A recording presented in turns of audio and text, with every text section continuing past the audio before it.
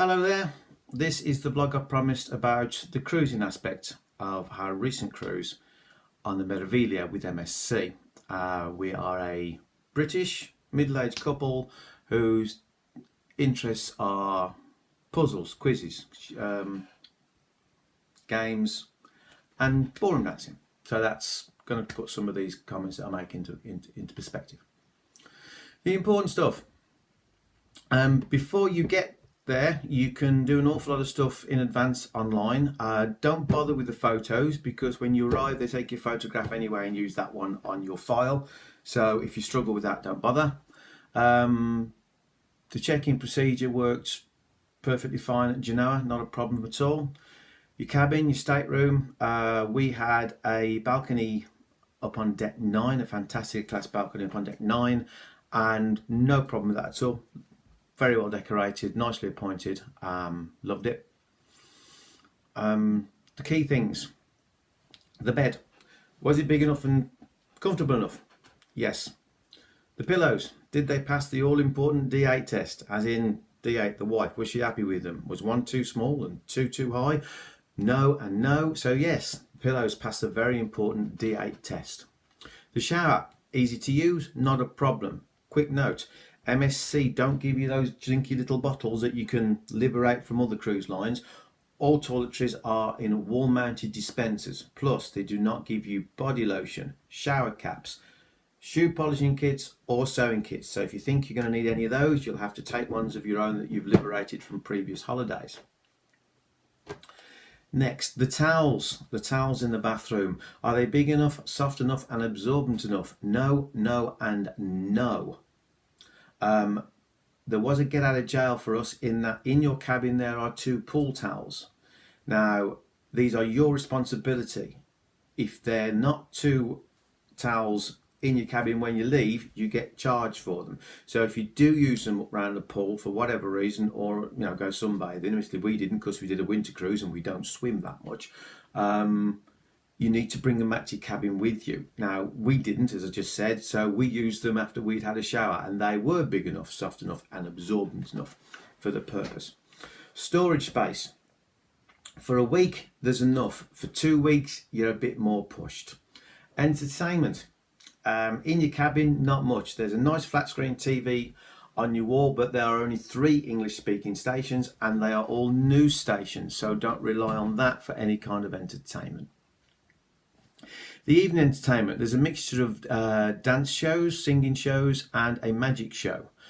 All I will say for definite, because let's face it, shows can be, is a subjective thing, is that the dance shows were well sung, well performed, well choreographed and perfectly fine to watch. There is a tendency to do big production singing numbers because that plays to the strengths of their 2 best singers that were on board when we were on there.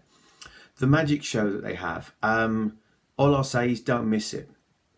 It's that big sort of showy David Copperfield style magic rather than the close-up table stuff that under a camera.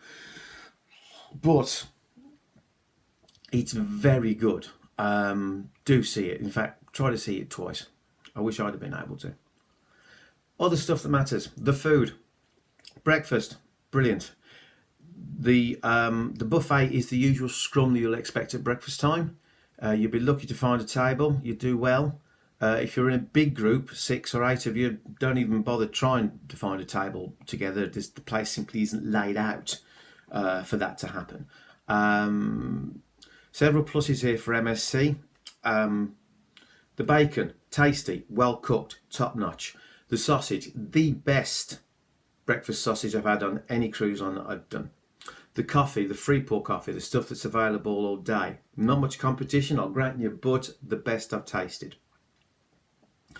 All the usual stuff, the hot stuff like I've just said, and of course omelettes, salady stuff that continentals like, along with cold meats and cheeses and breads, and cereals, of course.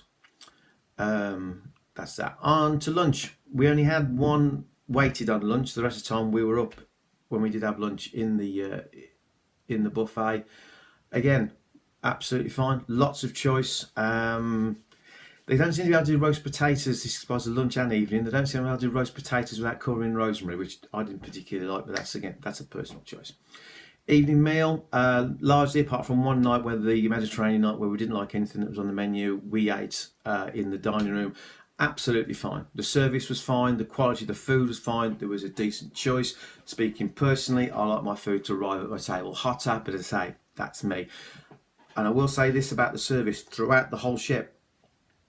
Not a problem. We've read a couple of reviews which says, ooh, maybe the staff could cheer up a bit. For us, we didn't find a miserable member of staff anywhere. All of them were cheerful, happy to engage, happy to chat, and good at their jobs. So don't worry about that. And that's in the bars, upstairs, downstairs, in the restaurants, everywhere. Not a problem. All right, so what's next? Oh, the daytime entertainment. Now, this is a big thing for me in DA because, as I said at the start, we like to join in with those kind of things. They did do stuff during the day. The quizzes obviously have to be not multi-language, but non-language. So it's all visual stuff. It's all pictures. So you'll need to gin up if you're going to do the quizzes on stamps, banknotes, flags, famous people, famous landmarks, that kind of stuff. The daytime games, they did a couple of ping pong tournaments, but I didn't go to those. Largely the usual sort of debt games that you get on a ship, but there's no competitive element to them. The only person you were playing against was yourself. You know, it was just a case of come up, have a go. If you scored above a certain amount, you got a prize. And if you didn't, well, even if you did, you could have another go if you wanted to. But there was no chance to build any kind of camaraderie. There was no chance to get any familiarity with the other people that did, the regular games goers. And that's something that D8 and I enjoy, and that we missed. Trying to think. Facilities on the ship, absolutely fine. The only problem was for us, there were at times, particularly in the evening, where seating very definitely was at a premium. And D8 and I said, look, we like to dance. So the one dance place venue where they did the dancing, where the band was on, got very crowded very quickly. And unfortunately, a lot of people sat there who didn't dance. They just wanted to sit and watch other people. So that was quite irking. But the problem was when you went to the other end of the ship to sit in the other bars, most of those were already full as well. So perhaps, it's one of those things. I mean, the thing was at the stern, there was this massive space, much like on Anthem, which was hardly used. It was a waste of space. But that's what we thought.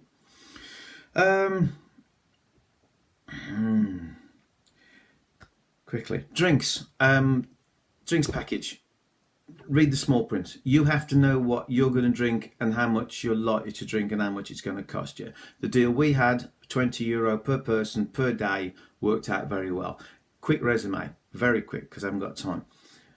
€2.50 litre wine, 4 for a glass of pop, 5 for a beer, 4.5 for a glass of wine, 6 for a shot, 7 for an aperitif. Now the stumbling block may be that if you're a beer/lager drinker, you only get Heineken on draft, and that's the only one that's on the package. Everything, all the bottled stuff, the Peroni and whatnot, you don't get. They're not included in the package. So look at the small print and know yourself, basically. So that's that really. I've had to rush through this because to get it all into the YouTube in one go, I've got to keep it under 10 minutes and I've got about a minute left. So would we, as a British couple in late 50s to early 60s, do MSC again? It's only a maybe, I'm afraid.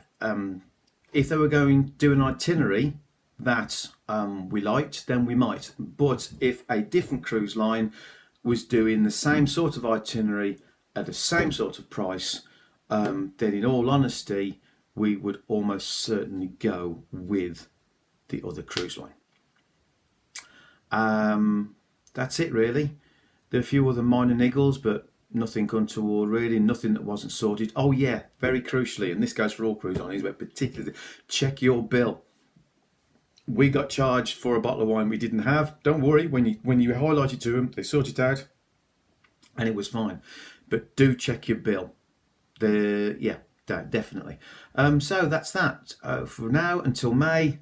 Happy sailing, happy days. Take care of yourselves.